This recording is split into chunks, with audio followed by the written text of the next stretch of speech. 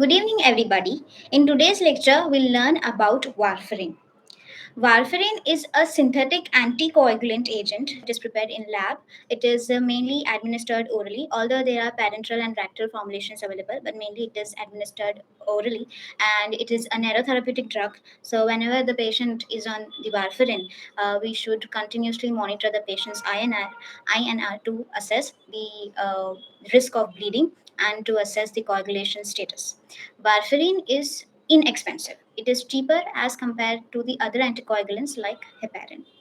Moving towards the mechanism of actions of the warfarin, warfarin is a strong vitamin K antagonist. Normal functions of the vitamin K. Now, the vitamin K is synthesized in the liver. Majorly, it is synthesized in the liver.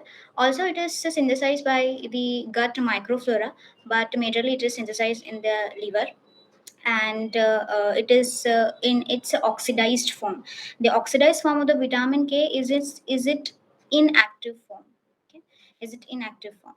Now, the major functions of the vitamin K is the it is involved in the coagulation, and it is involved in the synthesis of the clotting factor.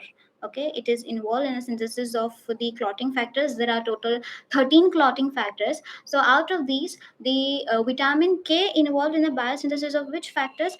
Factor number 2, factor number 7, factor number 9, and factor number 10. So all these factors, factor 2, 7, 9, and 10, are synthesized by the vitamin K. So we'll see the normal cycle of the vitamin K. The vitamin K, as discussed, is synthesized in the liver, also to some extent by the microflora. It is present in its inactive form. When it is present in its inactive form, it is in its oxidized form.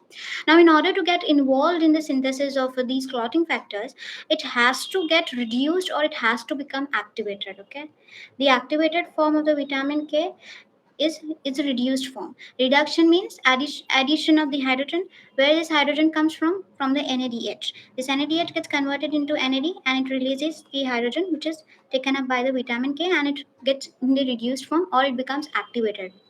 Now, once activated, it gets involved in the biosynthesis of these clotting factor. Which clotting factor? 2, 7, 9, and 10. Now, these clotting factors, just like vitamin K, are present in its inactive, or we can say in its non-functional form, in the liver. So it has to get converted in its functional form. These clotting factors are rich in the glutamic residues. Okay, are rich in the glutamic residues. In order to get activated or in order to get functional, these glutamic residues needs to be carboxylated. Okay, carboxylated. When these glutamic residues are carboxylated, the carboxylated active glutamic residues or the active clotting factors are able to bind to the calcium channels and the anionic portions of the plasma proteins or the phospholipid bilayer. Okay, so the activation of the clotting factors which are inactive require three things. It requires the activated or the reduced vitamin K. It requires oxygen. It requires CO2, and the third most important thing which it requires is the an enzyme which is the gamma glutamyl carboxylase. This gamma glutamyl carboxylase has two functions. That is, it is involved in the carboxylations of the glutamic residues. When it gets carboxylated, it gets converted in its active form, it becomes functional, and it also catalyzes the convergence of the activated vitamin K into the inactive oxidized form. Now, this is a normal cycle. What happens with the warfarin? Now, warfarin is available in its racemic mixture. What do I mean by racemic mixture? That is, it have the S for warfarin form and the R. It has the S and R enantiomers. Okay, it means it has the S warfarin form and has the R warfarin form.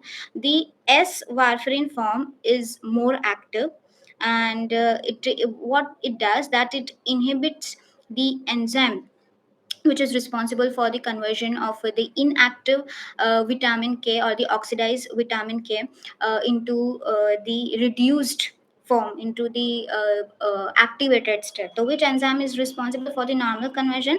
It is vitamin K epoxide reductase. Okay, it is also known as VKOR. That is vitamin K epoxide reductase is responsible for the conversion of the inactive vitamin K into the active vitamin K. So this S warfarin, it blocks this enzyme.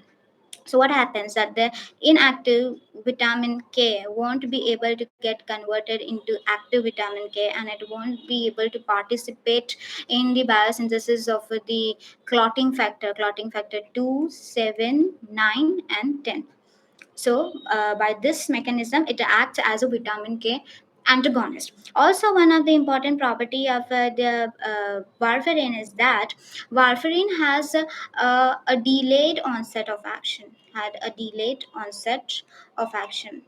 Why is it so? Because there is already the normal amount, there is already some of the functional clotting factors present in the blood, in a serum. So now this the amount, or the range, the amount of the functional clotting factor which is present in the serum is having a very long t half.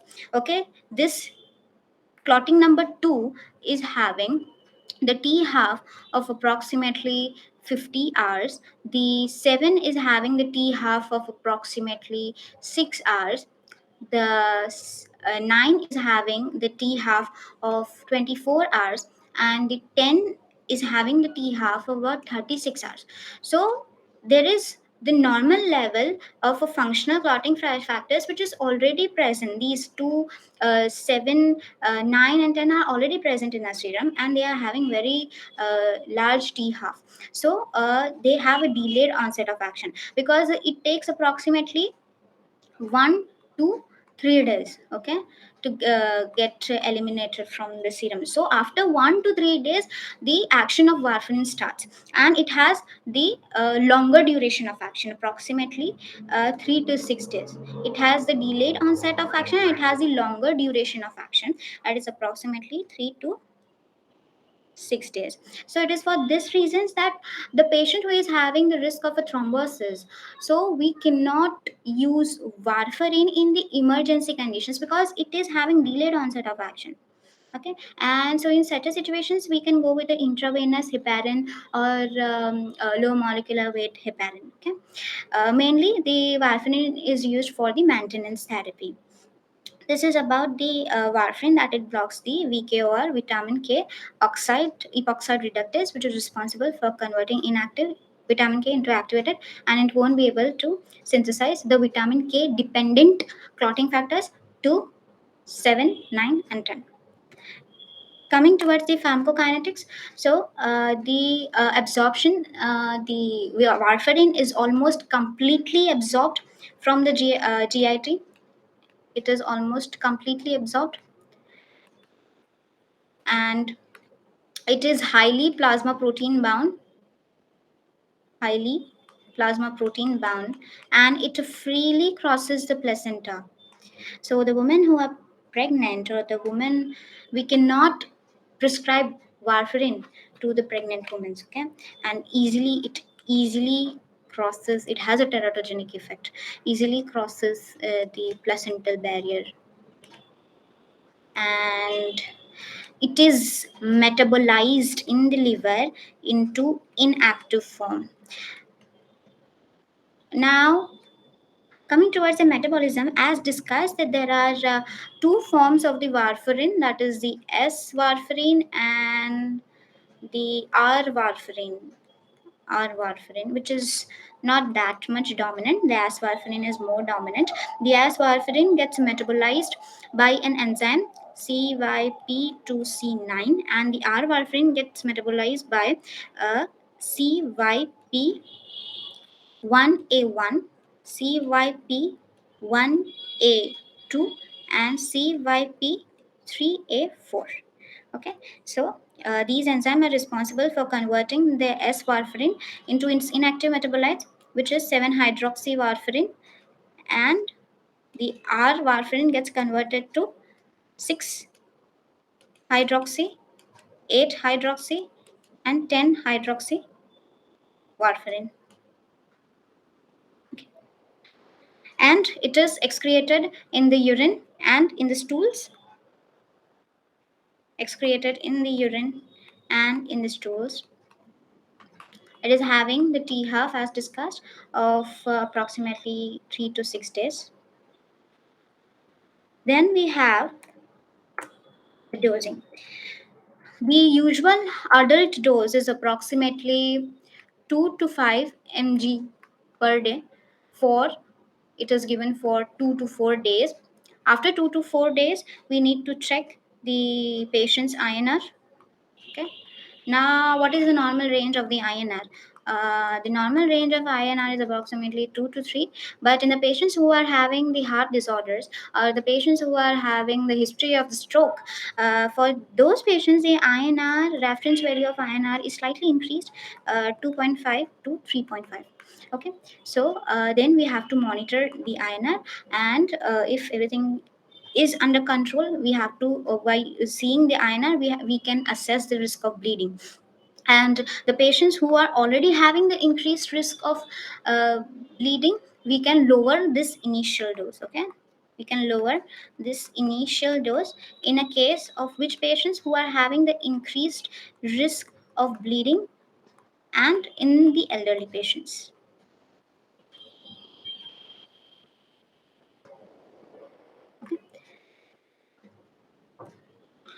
Coming towards the adverse drug reactions, now this is very much important. Warfarin, being a narrow therapeutic drug, is having a lot of adverse drug reactions. The one of the most important adverse drug reactions of the warfarin is bleeding. Okay, um, whenever the bleeding occurs, depending upon the severity, we can either stop the warfarin. We have to immediately stop the warfarin. Okay, or we can go with the oral or the intravenous vitamin K therapy. Vitamin K1 therapy is given in the case of bleeding. Okay, but what happens that when the oral or the IV vitamin K1 is given, as discussed, that is involved in the biosynthesis of the clotting factors, so it takes approximately 6 to 24 hours. Okay, so to achieve the immediate action, we need the fresh frozen plasma. We need fresh frozen plasma in a case of severe bleeding. Okay, and this bleeding occurs in the skin, it occurs in the pulmonary, it occurs in the GIT, and it occurs in the urinary tract of the patient. Here you can see that there is internal skin bleeding to the patients, which happens due to the overdose of the warfarin or as an adverse effect of the warfarin. Then it is having the teratogenic effect. The patients, the women who are pregnant, we cannot prescribe warfarin to them because it easily crosses the placental barrier. And what happens? Which teratogenic effect is produces? In a fetus, it mainly produces the nasal hypoplasia. Nasal hypoplasia.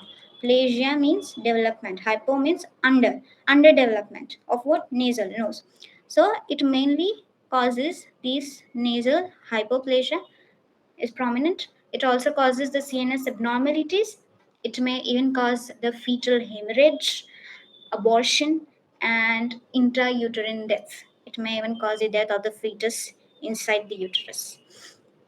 Then warfarin can cause skin necrosis. As you can see here, it may even cause the skin necrosis in some patients. In some patients, it may cause osteoporosis and alopecia. Alopecia is reversible. It can the hair may regrow back once the dose is stopped. Other adverse effect, if we talk about the warfarin, may also cause the diarrhea, and warfarin may also cause the urticaria. itching of the skin, that is urticaria, dermatitis, inflammation of the skin, and it may even cause abdominal cramps and anorexia. These are the few adverse reactions of the warfarin. Moving towards the interactions. So the drugs which inhibit the CYP2C9 enzyme. So as discussed, the CYP2C9 is involved in the metabolism of the S form of the warfarin. The CYP2C9 converts the S warfarin into the 7 hydroxy warfarin, which is inactive. If the CYP2C9 is inhibited, this S warfarin won't be get converted into inactive forms, and there will increase in the concentrations of warfarin, and it may increase the risk of bleeding. So which drugs inhibit this CYP2C9? So we have the amiodarone, we have azole, which is an antifungal, we have cimetidine, we have clopidogrel, we have cotrimoxazole, we have disulfiram, fluoxetine, isoniazid, which is an antitubercular drug, metronidazole, used in GI infection, sulfin, pyrazone, and zafirlic acid. So these drugs inhibit the CYP2C9 and increase the risk of bleeding. Then we have, if the patient is taking vitamin K rich food, okay, the vitamin K is present in green or the green leafy vegetables. It is present in the spinach, in the broccoli. It is present in the sprouts, green sprouts, or it is present in the avocado. It is present in the cucumber, pear, cabbage. All these are vitamin K rich food. So the patient should be advised that if the patient is on warfarin, they should avoid the vitamin K rich food. That is vitamin K rich food. Then we have the warfarin and the cholestyramine. Cholestyramine is a bile acid sequestrant or the bile acid binding agent. What it does, that the cholestyramine decreases the absorption of the warfarin and decreases the bioavailability, and it decreases the anticoagulant effect of the warfarin. Then we have the warfarin or the oral anticoagulant with the barbiturate, carbamazepine, and rifampicin. Now these are the enzyme inducers, so it may lead to the metabolic clearance of the warfarin, and it may decrease the anticoagulant effect of the warfarin. Then we have the warfarin and the oral contraceptive. Oral contraceptive may decrease the anticoagulant effect of the warfarin. Then we have the warfarin and the phenytoin or sulfonamide. As discussed, that the warfarin is a highly protein bound, and when it is given with the phenytoin, and if the patient is taking phenytoin and sulfonamides, it displaces the warfarin from the plasma protein, and it increases the free concentrations of the warfarin. So it may lead to the toxicity, and it may also increase the risk of bleeding. Then we have the warfarin and the erythromycin or metronidazole. Now these are the enzyme inhibitors. So it inhibits the enzyme, and it may lead to the toxicity, because as it inhibits the enzyme, the warfarin won't be able to get metabolized, and it increases the concentration of warfarin and increases the risk of bleeding. Then we have the warfarin and tetracyclines. As discussed, that the vitamin K is not only synthesized in the liver, but it is also synthesized by the gut microflora. So tetracycline suppresses the gut microflora, so it may decrease the vitamin K production, and it may potentiate the warfarin action, or simply it may lead to toxicity or bleeding. Then we have the warfarin and the cefoperazone. We have certain cephalosporins, cefoperazone and ceftriaxone. This may also lead to the severe bleeding. Okay, severe bleeding. Then we have warfarin and aspirin and other salicylates. Now these are the over-the-counter salicylate drugs, that is aspirin. That if the patient is taking any OTC salicylate drugs, aspirin and NSAID, these are also protein bound, so it displaces the warfarin from the proteins and increases the free concentration of the warfarin, and it may lead to the increased risk of bleeding. As it has many interactions, we should counsel the patient that if the patient report any symptom of the bleeding, if the patient is having any skin bleeding in the skin, pulmonary or GIT, or in the urinary tract, they should advise the patient that immediately they should report to the physician, and immediately the warfarin should be stopped. Okay.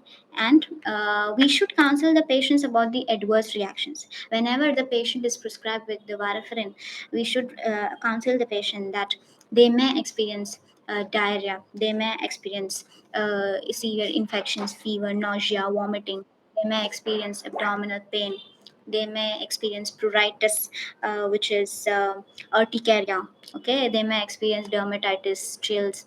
Okay, so these side effects are common. So whenever we prescribe warfarin, we should counsel the patient that if they experience any of these side effects, they should contact the physician. We should tell the patient to avoid any OTC salicylate as discussed, which is the aspirin, and the topical analgesic or the NSAID, systemic NSAIDs, as it increases the risk of bleeding. Also, all the drugs which inhibit the CYP 2C9. Okay, we have amiodarone, azoles, we have clopidogrel, disulfiram, metronidazole. So these are the commonly used drugs. The patient may use these drugs. Okay, so we should advise the patient that these drugs are contraindicated, should not be taken with the warfarin, and the patient should advised or counseled to avoid the vitamin K rich diet. The patient should not have the green leafy vegetables. Okay, as it may lead to the therapeutic failure of the warfarin. And yes, the warfarin is most importantly avoided in the pregnant woman, as it crosses the placenta barrier and it has the teratogenic effect. It may cause the nasal hypoplasia, CNS abnormalities, abortion, hemorrhage, and even the death of the fetus in the uterine itself, which is known as intrauterine death. So this is about the counseling.